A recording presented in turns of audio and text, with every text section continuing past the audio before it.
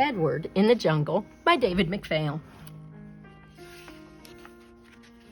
Edward in the Jungle. Edward loved to read, and he especially loved to read adventure stories.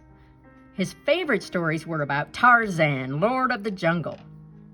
Tarzan was raised by the great gray apes, and he grew up to become their leader.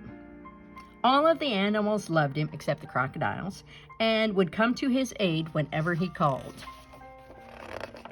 Edward had a set of animals just like the animals in Tarzan's jungle without the zebra. And one day, Edward took his animals into the jungle behind his house. He spread them out around him and lay back on the cool moss and opened another Tarzan adventure. Edward was so absorbed in his reading that he didn't notice what was happening. And when he finally looked up, an enormous crocodile was coming toward him. The crocodile lunged at Edward, but at that instant, Edward was snatched out of the way by none other than Tarzan himself. And a moment later, they were swinging through the trees on a sturdy vine. When they were a safe distance from the crocodile, Tarzan landed on the branch of a large tree and set Edward down. "I'll teach you what to do if you need help and I'm not around," said Tarzan. Then he tipped back his head and yelled the loudest yell that Edward had ever heard, a booming call that echoed through every part of the jungle. Ah! Go ahead and try it. Thank you. Moving on. Immediately, the branches around them filled up with all manner of birds, monkeys, snakes, and climbing cats. On the ground, a huge elephant appeared and was soon joined by every other kind of animal that Edward had ever read about.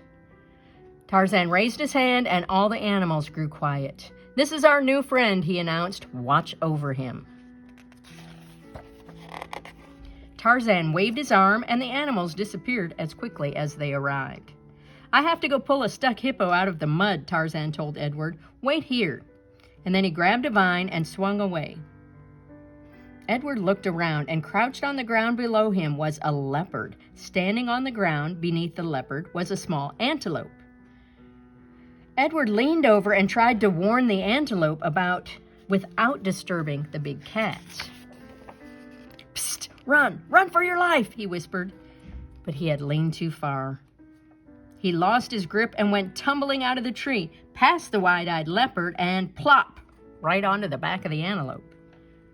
The antelope was so startled, it galloped away as fast as it could go, with Edward's arms wrapped tightly around its neck. It raced along the riverbank, leaping fallen logs and charging through tangled thickets. Suddenly, the antelope stopped short, and Edward went flying. He landed in the soft moss on the riverbank, in the exact same spot where he had first met the crocodile. The crocodile was still there, but he was completely tied up.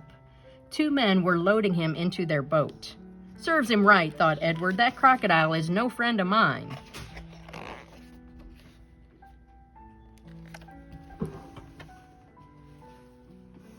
But then Edward's heart softened. And unfriendly as the crocodile was, he didn't deserve to be bound and dragged away from his river home. So Edward stepped forward. "Let him go," he said to the men. And when the men looked up and saw Edward, they laughed. What will you do if we don't?" said one of the men. "This is what I will do," said Edward, and he drew a deep breath and tried to yell just the way Tarzan had taught him. But instead of a mighty yell, a squeaky noise came out of Edward's mouth. So Edward tried again, and this time a powerful sound poured out of him and echoed through the jungle. "Oh!" Go ahead, try it. Okay, back to our book. The men stopped laughing, and from the silence that followed, new sounds emerged. The sounds of wings flapping and hooves pounding. Immediately, the trees were filled with all kinds of creatures, and a circle of animals surrounded the 2 men. They all look a bit angry. Now, will you let the crocodile go? Edward asked, and the men dropped the crocodile splash and jumped into their boat and sped off. Edward untied the rope that bound the great beast, and without a word of thanks, the crocodile slowly swam away. You did a good thing, said Tarzan as he swung down and landed beside Edward. While the two stood watching the crocodile, something caught Edward's eye. He saw the top of his house appear above the trees on the other side of the river. He could see his bedroom window with its jungle-patterned curtains, and Edward looked up at Tarzan. If I had a boat, Tarzan said, I could take you home. But just then, the crocodile turned around and started swimming back. I think he wants to help, said Tarzan. So Edward climbed onto the crocodile and sat down. The crocodile paddled off, and when they got to the opposite bank, Edward leaped ashore, and he turned to say thank you, but the crocodile had sunk out of sight.